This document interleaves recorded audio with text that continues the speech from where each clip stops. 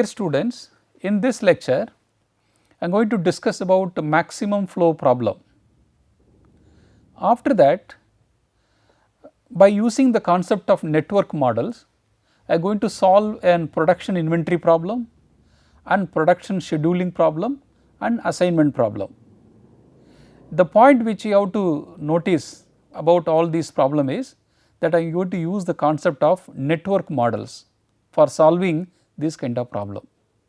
The advantage of network model is that it can be pictorially, it can be easily represented, and the visualization is so easy, then you can easily understand how to formulate the problem. So, the agenda for this lecture is, first we will solve the maximum flow problem. After that, I will discuss about production and inventory problem. Then I will use the network concept to solve a scheduling problem. At the end, I will take an assignment problem, that also I will solve with the help of network models. First I will explain what is this maximum flow problem. So, the objective in a maximum flow problem is to determine maximum amount of flow. When I say flow, it can be number of vehicles, it can be number of messages, it can be the quantity of fluid that can enter and exit in a network system in a given period of time. So, in this problem we attempt to transmit flow through all arcs of the network as efficiently as possible. That means, as maximum we try to send the flows with the maximum capacity. Here the amount of flow is limited due to capacity restrictions on the various arcs of the network. For example, highway types limit vehicles flow in a transportation system. So, if there is a highway, there may be a limitation on vehicle flows. For example, maybe 5,000 vehicles per hour, okay. That may be the limitation, while the pipe size limits oil flow in a oil distribution system.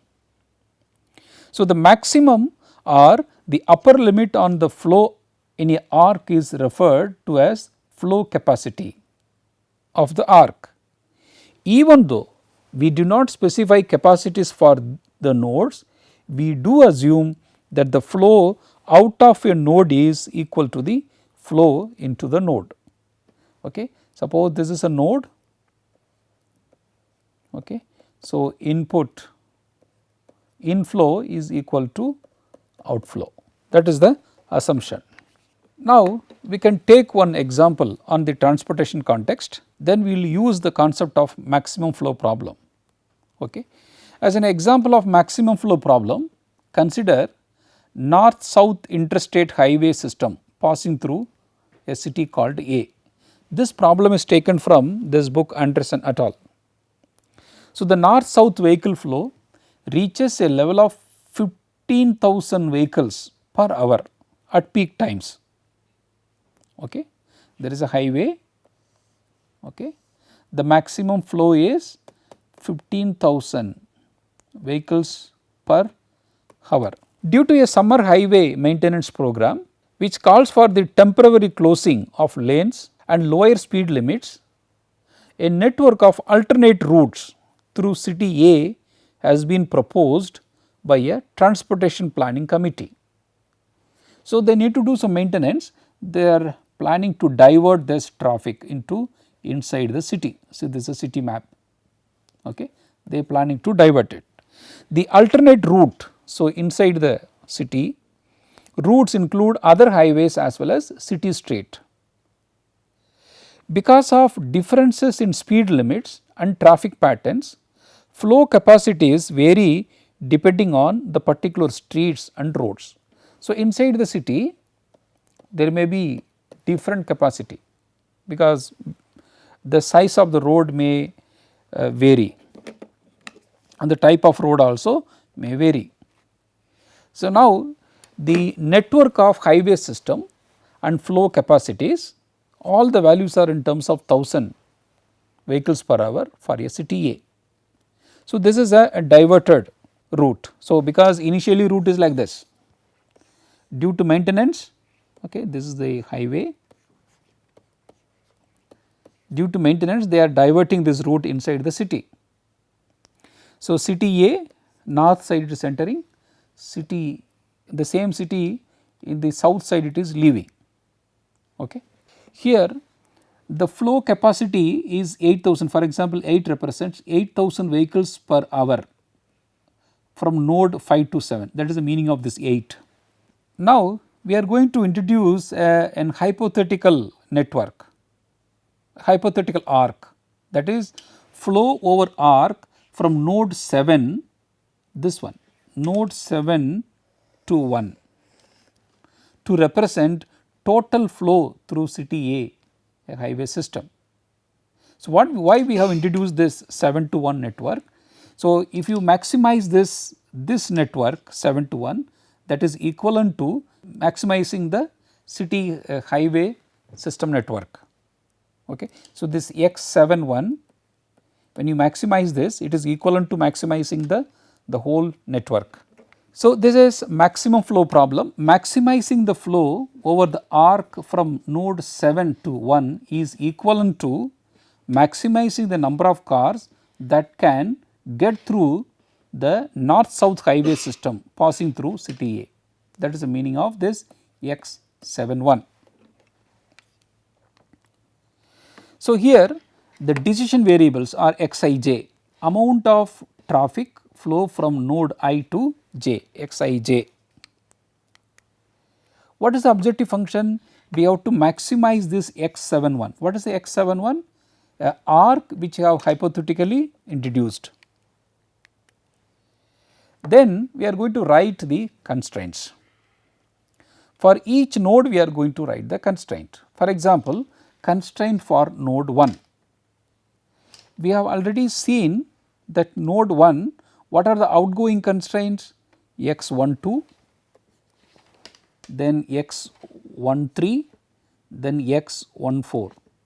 What is incoming constraint? X71. So, number of sum of all incoming constraint is equal to sum of all outgoing constraint. So, this X7 is going from outside, so we can bring this left hand side. So, it will become minus X71. It should be this way, X12 plus X13 plus X14 equal to X71. Number of outgoing constraint is equal to number of ingoing constraint. Okay, this is 14. Okay. Similarly, we can write for flow out equal to flow in for the node 2. So, when you take a node 2, okay, what is the flow out constraint? X25 is there, then X23 is there. What is the flow in? 12 is there, then 32 is there. Like that, we have to write the constraint for all the 7 nodes. For example, node 3, what is the outgoing constraint? X32 is there, 34, 35, 36. Incoming constraint X13, X23. Similarly, you have to write for node 4, node 5, node 6. In node 7, when you see the node 7, what is the outgoing constraint? X, only one outgoing constraint, that is X71. What is the incoming constraint? 5,7 is there, 6,7 is there. Okay. So, we have the objective function, we have the constraints, and apart from this there is a capacity constraint. So, X12 is less than or equal to 5. What is that? See the value of X12, maximum 5000 vehicles per hour can go. So, that is why the value of X12 cannot exceed 5, that is why X12 less than or equal to 5. Similarly, I have written for all the constraints, and you see that there is no, see X71, there is no X71 at all. Okay. Note that the only arc without capacity is one we added from node 7 to 1. For all other constraint there is a capacity constraint. Now, I am going to solve this problem with the help of solver, then I am going to interpret the result. Now, I am going to solve this problem with the help of Excel. So, my decision variables are x12, x13, x14 up to x71. The value of objective function is, I have written on, see if you click u6, because only the value of x, the coefficient of x71 has to be maximized. When I click u6 is nothing but sum product of d7 to r7 and d8 to r8, okay. And you see that there is no coefficient of objective function. So, the coefficient of objective function is only for the x71, because we have to maximize only x71. Then as usual I have written all the constraints on the left hand side, then I have written the right hand side constraint. Now, when I go to solver, I am maximizing u6, it is a maximization problem. The changing cell is d7 to r7, okay. Then I have written all the constraints, I have included that. Then this is the linear programming problem, then I go to solve it. When I solve it, when I press OK, you see that the value of objective function is 14. So, what this 14 says, that the new network where we have diverted the highway, okay, after diverting we have diverted the highway inside the city, that the new network can withstand only 14,000 vehicles per hour. But you see initially the highway can handle 15,000 vehicles per hour, but when you divert that highway inside the city, that can handle only 14,000 vehicles per hour, okay. Then what is the meaning of this 14,000 vehicles per hour? I will interpret in the presentation. Yes. Now, we look at this. So, the value of objective function x12, okay, 3, and x13 is 6 and 5. You see the total 3 plus 6 9, it is 14. You see that how many 5 to 6 also 7, this also 14. You see the total incoming is equal to total outgoing. So, what is the meaning of this 14? Now, you see the result of maximum flow analysis indicate that the planned highway network system will not handle the peak flow of 15,000 vehicles per hour, because it can handle only 14,000 vehicles per hour.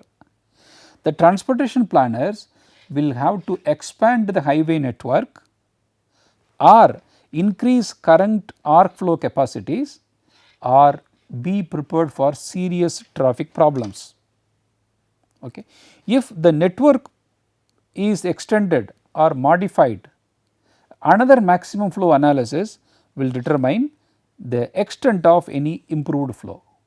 So, if you modify this network, again we have to resolve the problem, then after solving we can see whether the flow capacity can be increased or not.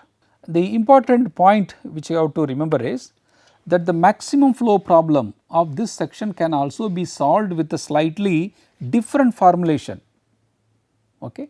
If the extra arc between node 7 and 1 is not used, we have introduced a hypothetical arc x71. Instead of this, an alternative approach is to maximize the flow into the models, into the node 7. What are they? x57 and x67, and drop the conservation of flow constraint for node 1 to 7.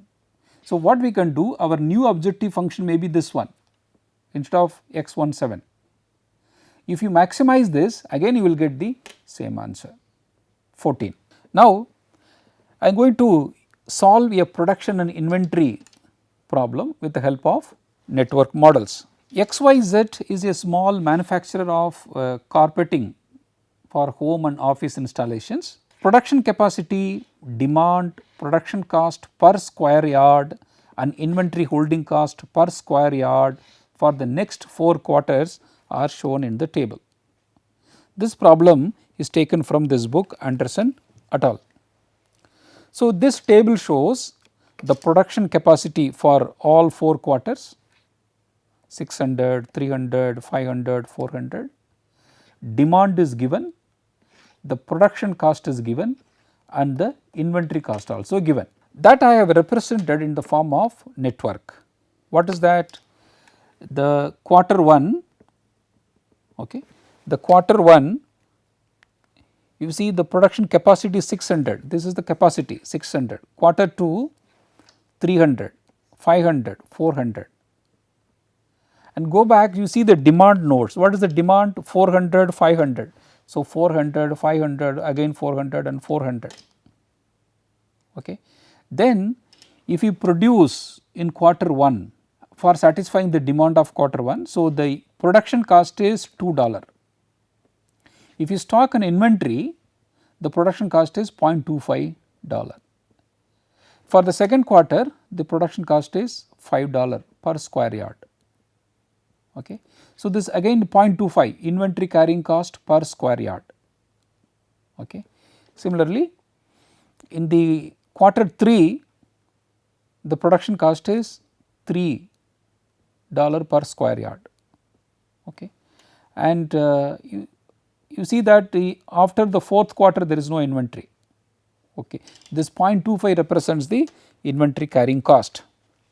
So, here the objective function is to determine a production scheduling and inventory policy that will minimize the total production and inventory cost for the 4 quarters.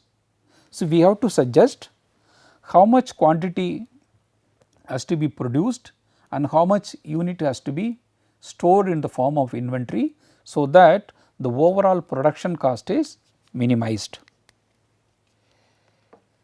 First we will write the production constraint. So, what notation we are using for decision variables? If I write x15, so this represents x15, this represents the production quantity for the quarter 1 and that is consumed in the quarter 1 itself. So, x15 is the number of quantity that has to be produced in the quarter 1. x26 is 300, x37 500, x48 400. So, these are the production constraint. The next one I am going to write the demand constraint. Here what is the demand constraint? You see that whatever you produce x15 should be used for satisfying this 400 units of demand. After satisfying this 400, if any extra unit, that has to be stored. So, what will happen? So, x15 equal to 400, if any additional unit, that will be x56. So, x56 represents inventory which are stored in the end of the quarter 1. So, when I bring on this left hand side, this will be x15 minus x56 equal to 400. The second one, the production quantity x56 plus the previous period inventory x26, that should be equal to 500. Even after satisfying 500, if there is any additional unit, that will be stored as the x7. This x7 is this quantity stored after the quarter 2. Okay. Then again what will this x7 will be carried as a inventory, then x37 will be the production quantity for quarter 3. Even after satisfying 400, if any additional unit, that will be stored as x78, that is inventory. The 4th quarter x78 will be the beginning inventory, x48 will be the production quantity. There will not be any inventory term here, because the company policy is that after the quarter 4 there should not be any inventory. Okay. So, these are the demand constraint. Now, this is my complete LP models. So, this is a minimization problems.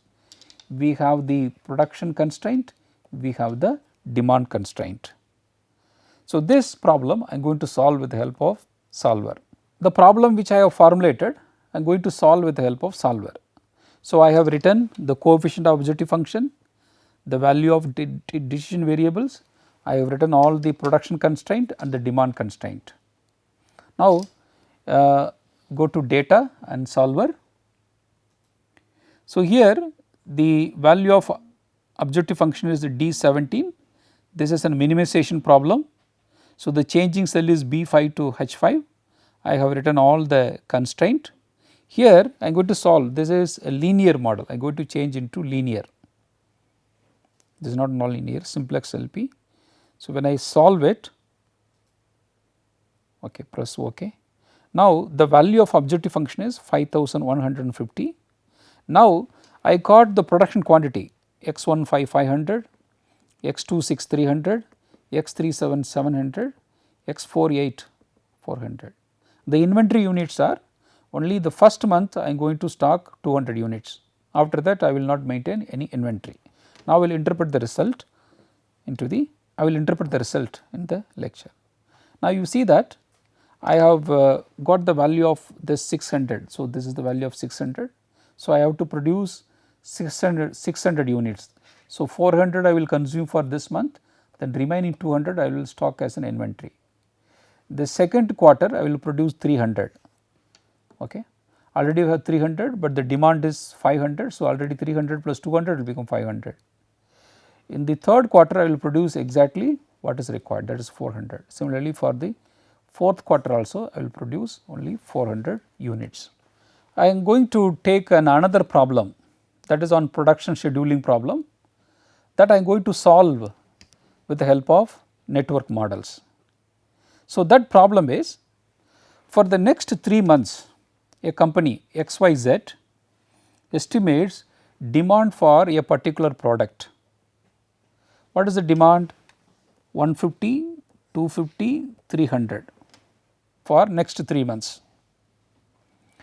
XYZ can supply this demand by producing on regular time and overtime. Okay. Because of other commitment and anticipated cost increases in month 3, the production capacities in units and the production cost per unit are as follows. What are they? 3 months they can go for regular production, maximum capacity is 275, cost per unit is 50. The same month they can go for overtime also. Okay. Capacity is maximum 100.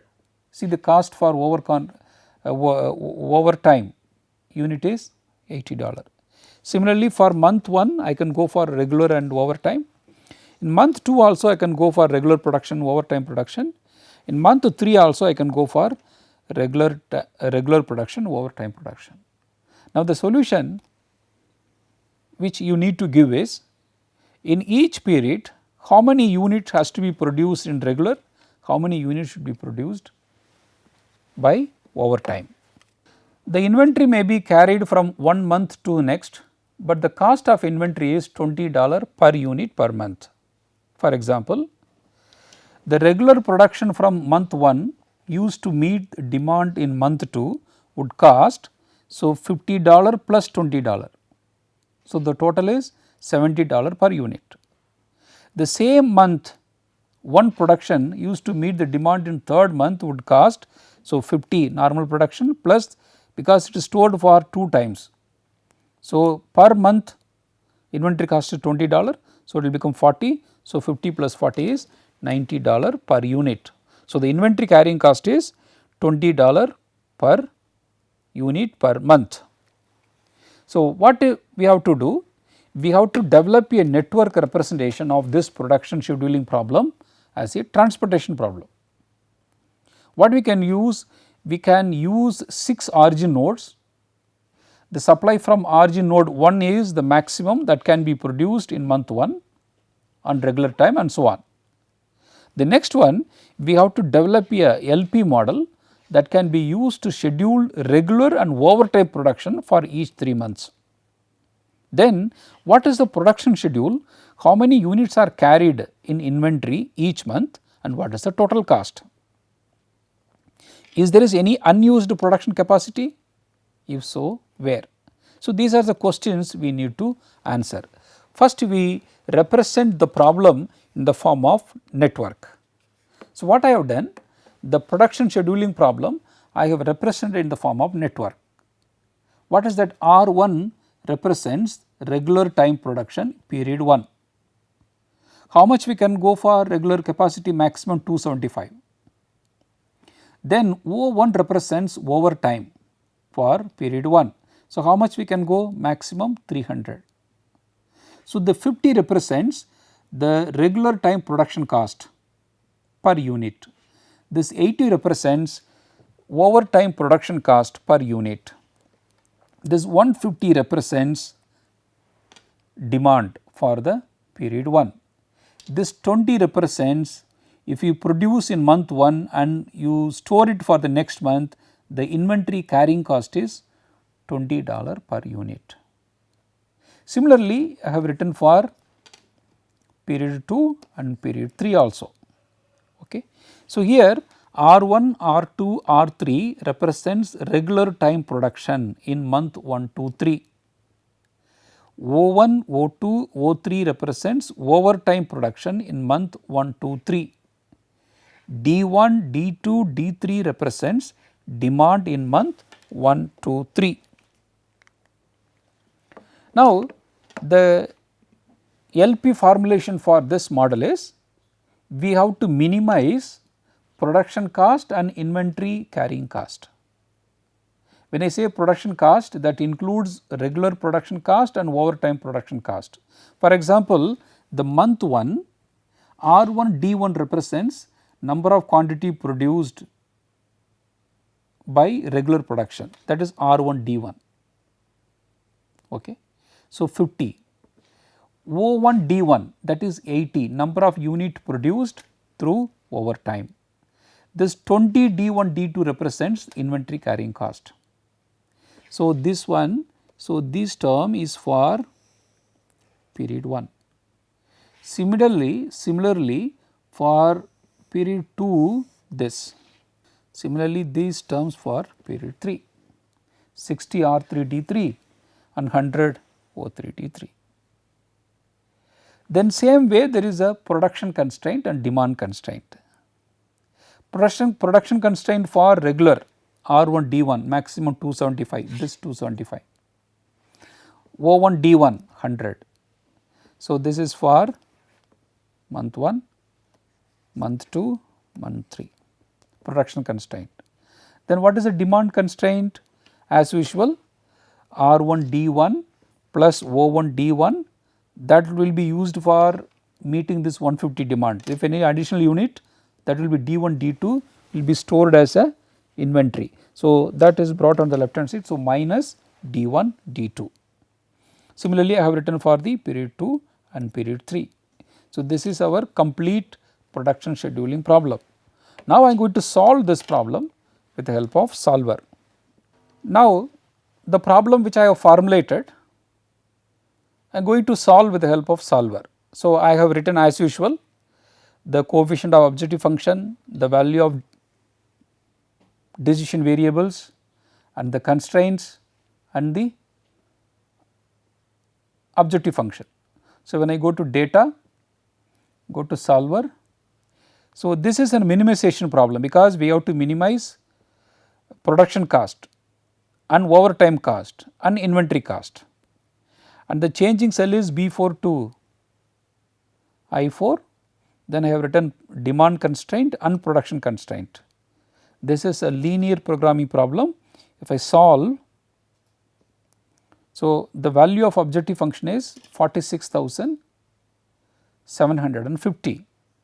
So, I got 275 in R1 D1, that means the regular time production for period is 1 is 275. O1 D1 overtime production is for period 1 is 25, like that I got for period 2 and period 3. So, this I will explain with the help of network. Now, you see that now I have written my solutions here. So, 275 is this one. So, I should go for producing 275 units through regular, 25 units through overtime, and 150 should be used as a inventory. Okay. Similarly, the period 2 also 150 should be used as a inventory. So, if you do that, the maximum cost is 46,750. 750. Now, you see that there are some unused capacities there. Okay. So, here the maximum overtime is 100, but we are producing only 25. So, there are 75 unused overtime is available. So, this we can see from here also. You see this one in period 1 the maximum overtime production is 100, but we are producing only 25, remaining 75 capacity is not utilized. That is the meaning of this 75. Now, I am going to solve an assignment problem with the help of network models. The department head at IIT will be scheduling faculty to teach courses during the coming spring semester. Assume that the 4 core courses need to be covered. Okay. The 4 courses are at the undergraduate level, at MBA level, at Master of Science level and the PhD level.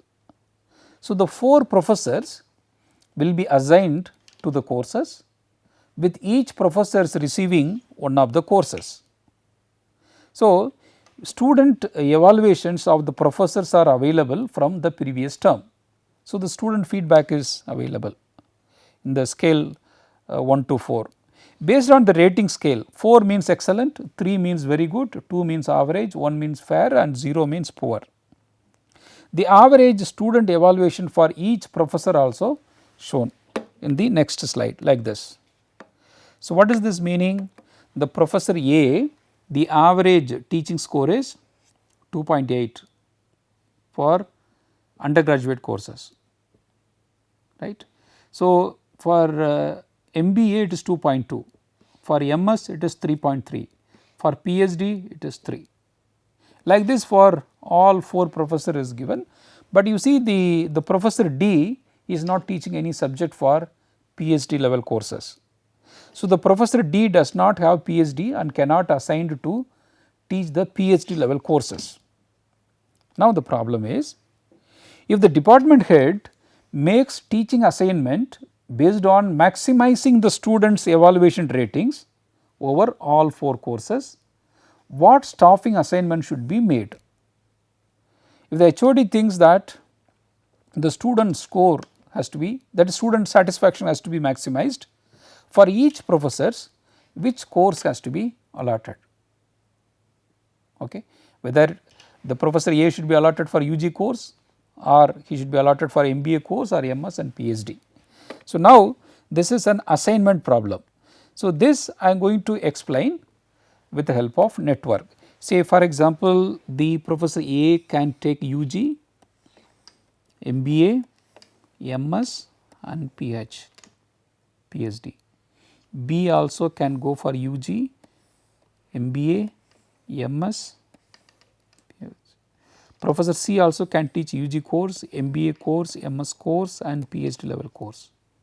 But the professor D can teach UG, MBA, MS, but not for PhD.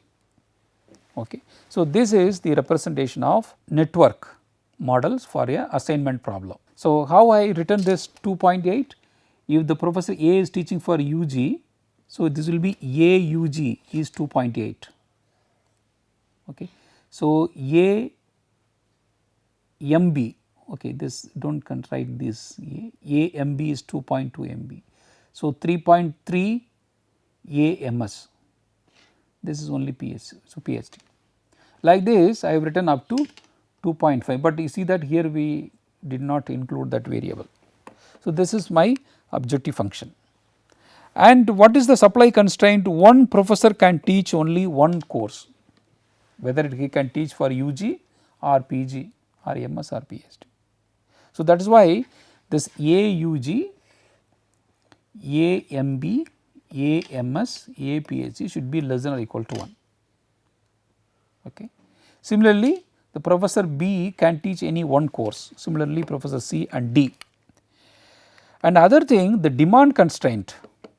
Okay. What is the demand constraint? So, here UG course required one professor. So, that means A UG, B UG, C UG, D UG should be equal to 1. Similarly, for MBA also required one professor.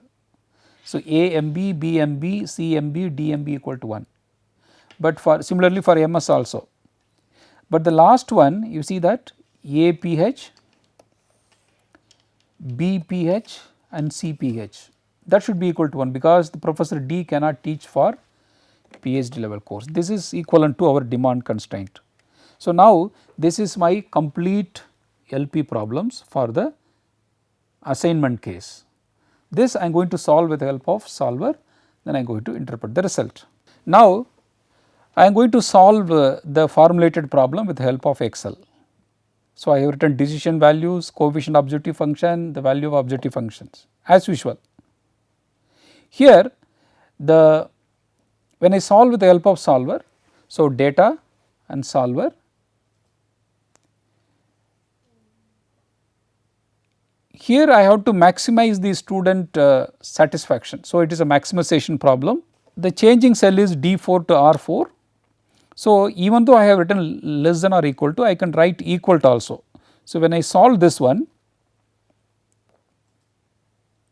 so you see that the value of objective function is 13.3. So, the average student feedback will become 13.3 when we allot.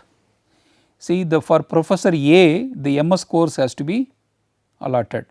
For professor B, the PhD course should be allotted. For professor C, MBA course should be allotted. Okay. You see that this is an assignment problem, we did not consider the integer constraint, because the value of constraint is integer in nature, it automatically take care, the solution also comes in integer. But if you want, you can make a restriction, but there will not be any problem on this. Suppose we are getting a, for example, 0.7 or 0.6, so we can make a restriction that making it is an integer, because already the values are in the integer form, the solution also will get in the integer. Yes, this is an optimal solution. So, what we are seeing as usual, for professor A we are allotting MS course, for professor B we are allotting PhD course, the professor C is allotted for MBA course, and professor D is allotted for UG course. So, in this lecture I have taken a maximum flow problem, then I have taken a production and inventory problem, then I have taken one more problem on scheduling, and one more problem on assignment also. All these problems I have formulated by using the concept of network models, then I have solved with the help of solver, then I have interpreted the result. Thank you very much. Okay sir, okay sir.